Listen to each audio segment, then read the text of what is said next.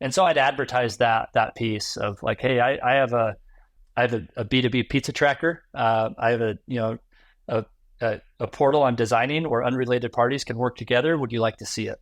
And that was it. It was as simple as that. Yeah. Yeah. And I had a lot of people on the phone. And when you got these people on the phone, did you just jump into demoing these I guess this prototype that you were building, or were you also going through and digging into their problems and doing some of the thing that Rob describes in the mom test in terms of, do they really have these problems? So how did you use that time? What did you ask them? Yeah. So before I showed any of the product, I still have the spreadsheet today. I asked them all the same 16 questions.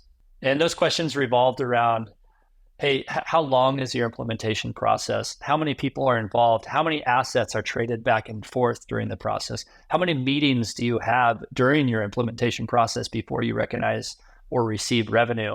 These were all pain points that we had in our previous company that I wanted to validate that other people had. I knew that the car dealership space was a hard user to engage. I didn't have a confident feeling that like fintech would be very hard, or that ERP solutions would be hard, or that point of sale solutions. And thankfully, I found out that, hey, a lot more than the dealership industry has this challenge of engaging users after a sale, and that gave me the confidence to green light it, hire engineers, and then move on to that next step. How many people did you find through these second degree connections on LinkedIn? I have 116 people on my list. And how many of them agreed to get on the phone with you? Probably roughly half. And then of those half, I signed 14 of those connections to pilots, and 9 of those customers, 9 became paying customers. So I guess fast forward a little bit, after getting validation, I had and offered them to participate in a free pilot. But as being a part of this free pilot process, I wanted them to sign an agreement. And that agreement essentially said that, hey, in June of 2018, I'm going to tell you how much this is going to cost. I'm going to have the product ready, like a usable product, March of 2018. So you have some time to evaluate it, to help me iterate on it. I actually, in the agreement, I actually asked and made them commit to 30 minutes a week, right? I wanted them to devote time to me. And then by July 1st, after I told them how much it would cost on June 1st, because I didn't really know how much I was going to charge for it, I would give them the option to become a paying customer. And so the cool thing is we signed 9 up on July 1st. That kind of totaled about $80K in revenue. And 4 of those customers today are still on our product, which is really cool 5 years later. That's awesome. Yeah. After all of these years, I'm curious why you delayed that pricing announcement and said, on this date, I'll tell you what it's going to cost, versus while you were having these conversations, like just throwing out a number and seeing the reaction and using that as an indicator of what you should be charging these people. Yeah, it was more, I didn't know what the pricing driver would be. I had a lot of ideas around, hey, do I charge it based on just billable users? Do I make it usage-based? That seemed to be a popular theme back in the day. It still is. So there's one is like, how do I monetize that? I didn't want that to I guess, cloud the judgment of, the customer's real problem. I didn't really know how valuable the problem was if solved to the customer. And so I think dollarizing it too early was, in my mind, would be a mistake. I wanted to prove that value going forward. And what was interesting is the average ACV of kind of those early adopters was 6-7K. But going forward, after I sold the solution after that, I had a hard time selling the solution for $1,000 a month. And it was kind of interesting because I had spent so much time with these early customers, and they valued that time such that they kind of not overpaid, but they paid me more, knowing that like, hey, they're getting more than just the product. They're getting someone who's going to continue to work with them, iterate on this process, and build a product that's going to be more and more valuable in the months to come. And then when you start selling new customers, they don't have that experience. And so the interesting evolution of identifying, all right, if people will have confidence in not only the product, but if they have confidence in you, they will pay a premium. Like they pay for the experience. So how did you overcome that beyond those initial customers? Because yeah, you could continue spending a lot of time and creating this high touch experience with every new lead and customer that comes along. But at some point, you've got to let the thing start running itself to some degree. So how did you handle that resistance that you started seeing to people paying that sort of number? Well, we asked for more simply. Like I remember.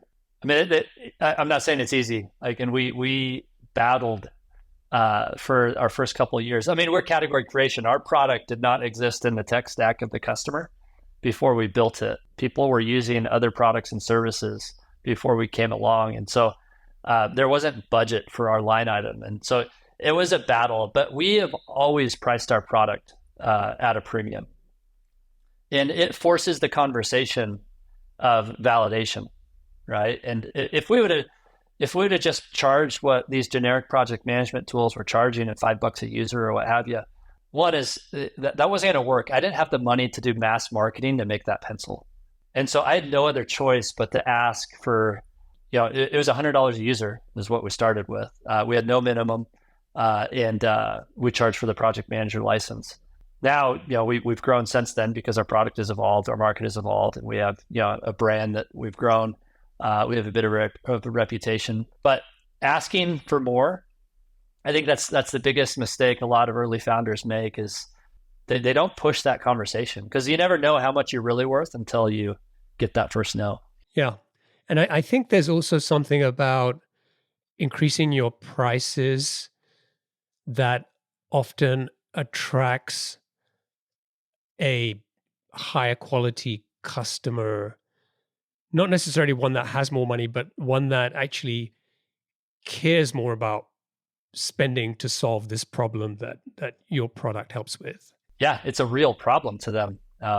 They had to have a conversation with an upper manager to actually get it approved. They couldn't just put it on their credit card. And that's a hard process. It's almost like easy come, easy go. If it's really easy to sell your product and kind of add a ton of users, I think they're going to be fast to leave.